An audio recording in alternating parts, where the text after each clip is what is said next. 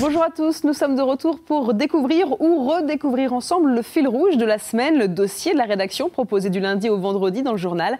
Cette semaine, nos journalistes se sont intéressés aux repreneurs et créateurs d'entreprises artisanales et plus précisément aux structures qui les soutiennent dans leur démarche. Et ces structures sont nombreuses, d'autant plus que les départs à la retraite le sont tout autant. De l'aide financière au soutien moral à l'accompagnement dans les démarches, chacune apporte une aide spécifique. L'occasion d'effectuer un tour d'horizon de toutes ces structures, regardez. La Vendée est une terre de reprise et de création. Depuis 40 ans, les professionnels s'accordent pour le dire. Mais la crise a touché tous les secteurs, y compris celui de l'artisanat. 2 ans plus tard, elle n'est toujours pas derrière nous, mais les observateurs parlent d'une sortie de crise. Dans le département, en effet, en à peine 12 mois, 222 sociétés ont été créées ou reprises. Ce qu'on peut dire, c'est qu'il faut observer les choses à la fois d'un point de vue conjoncturel, d'un point de vue structurel. D'un point de vue plus structurel, il y a des opportunités, c'est évident. C'est évident, il y a aujourd'hui 30% des chefs d'entreprise de l'artisanat qui ont 50 ans et plus. Alors, ça ne veut pas dire que toutes les entreprises seront à reprendre, mais globalement, il va y avoir des marchés à capter. En Vendée, les créateurs et repreneurs ne sont pas seuls, différentes structures les accompagnent. La Chambre des métiers et de l'artisanat est évidemment présente, mais travaille à l'unisson avec les autres. Toute notre démarche, tout notre devoir consiste effectivement à faciliter la vie des créateurs, des repreneurs et des chefs d'entreprise. Et chaque fois que dans le paysage associatif des collectivités territoriales, il y a un certain nombre d'interlocuteurs qui peuvent nous aider à faciliter la vie de ces entreprises, à faire en sorte que les projets naissent et que les entreprises soient pérennes, par définition, eh bien, on travaille ensemble. Les repreneurs et créateurs bénéficient alors d'un accompagnement à différents niveaux. Il y a d'abord les structures qui informent, c'est notamment le rôle du conseil général. Il existe aussi des structures qui accompagnent les professionnels dans toutes leurs démarches. Dans ce rôle, on retrouve la Chambre des métiers et de l'artisanat, mais aussi les boutiques de gestion et CER France Vendée. De l'étude de projet jusqu'à la formation du futur chef d'entreprise, elles sont présentes auprès d'eux. Mais soutenir, c'est aussi aider financièrement. Cette fois, c'est la mission de Vendée Entreprendre et des plateformes France Initiative. Les 2 structures accordent des prêts d'honneur, des prêts sans intérêt ni caution, qui peuvent aller jusqu'à 20 000 € pour les plateformes et 50 000 € pour Vendée Entreprendre. Le parrainage est aussi l'une des clés de la réussite. En effet, les créateurs et repreneurs peuvent être soutenus par un chef d'entreprise encore en activité ou à la retraite. Une bonne façon de ne pas se retrouver seul. Toutes ces structures sont évidemment implantées un peu partout en Vendée. Les plateformes France Initiative sont-elles divisées par territoire géographique ? On retrouve alors Initiative Nord-Ouest Vendée, Éthique 85, Sud Vendée Initiative et Vendée Bocage. Quelle que soit la structure et son accompagnement, tout est mis en œuvre pour que la Vendée reste un territoire de création et de reprise, symbole d'un réel dynamisme économique.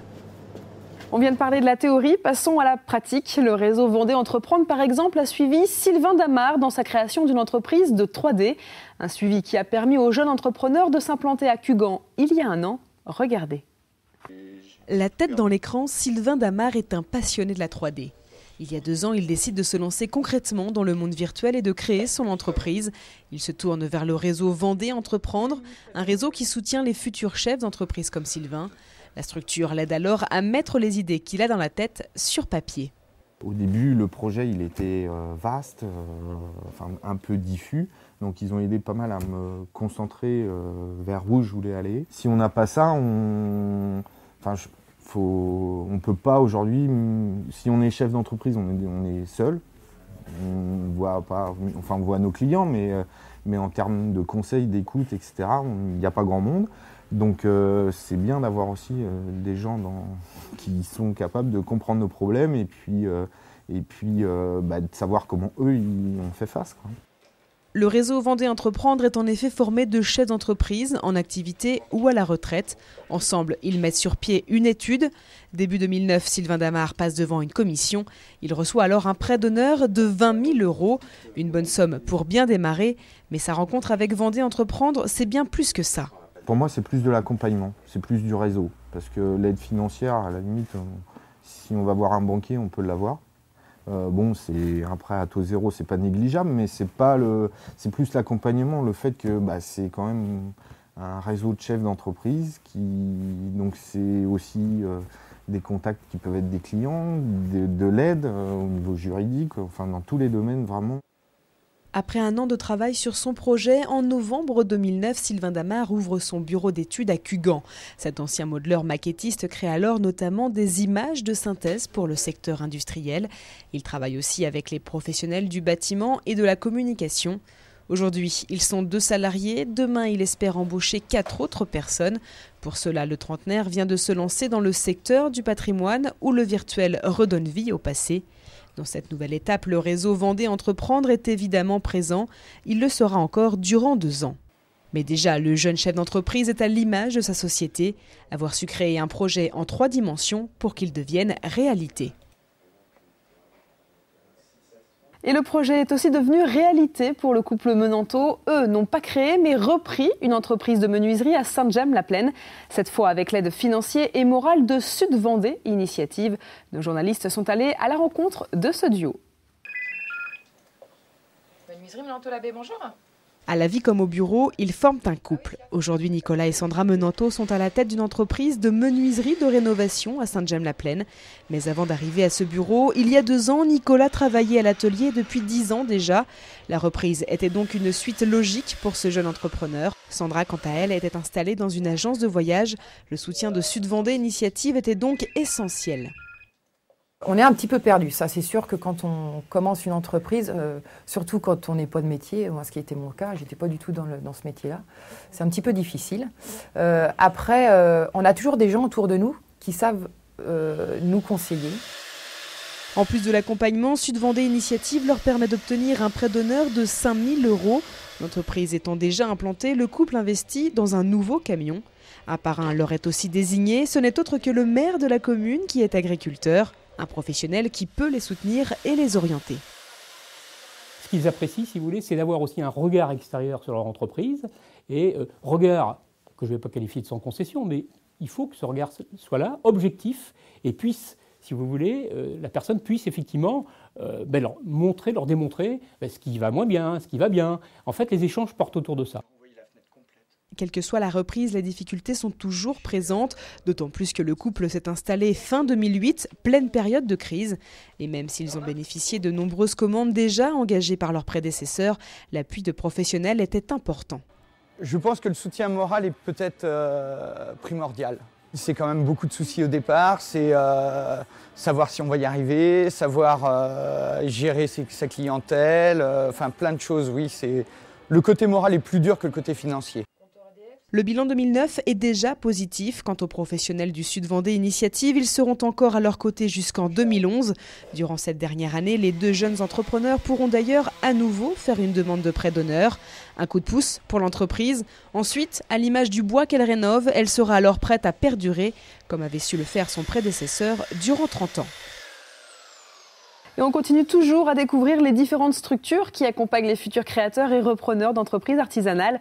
On ouvre donc notre 4e chapitre du fil rouge. Cette fois, c'est l'association Serre France Vendée qui a pu aider Jérôme Rivalin à reprendre un garage au Clouseau.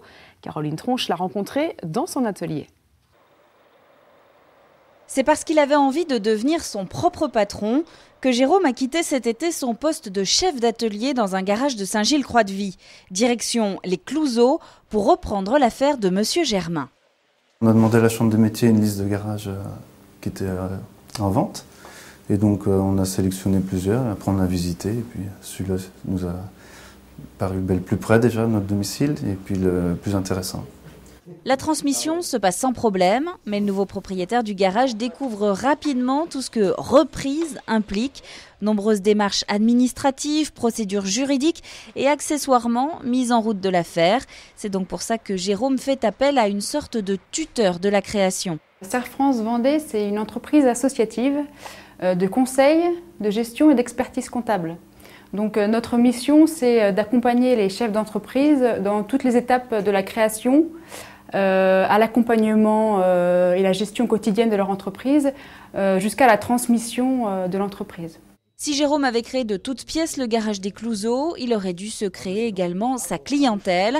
Avec la reprise, c'est plutôt une stratégie de fidélisation qui est nécessaire et ce n'est pas forcément le plus simple. Ça dépend de l'activité et de la réputation du cédant. Donc des fois, si le cédant est très bien réputé, ça peut être difficile de maintenir le niveau. À l'inverse, si c'est difficile, il faut changer la réputation, il faut faire évoluer la réputation.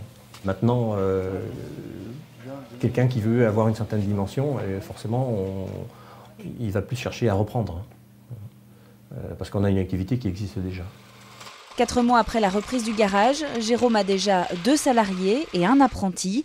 Du personnel donc et des projets. Avec son épouse, il envisage déjà de déménager pour venir s'installer dans la maison qui jouxte son garage. Vous l'avez compris, depuis tout à l'heure, on effectue un tour d'horizon des structures qui accompagnent les projets de création et de reprise d'entreprise. Et il en est une importante pour ces futurs entrepreneurs. Il s'agit de la Chambre de métier et de l'artisanat.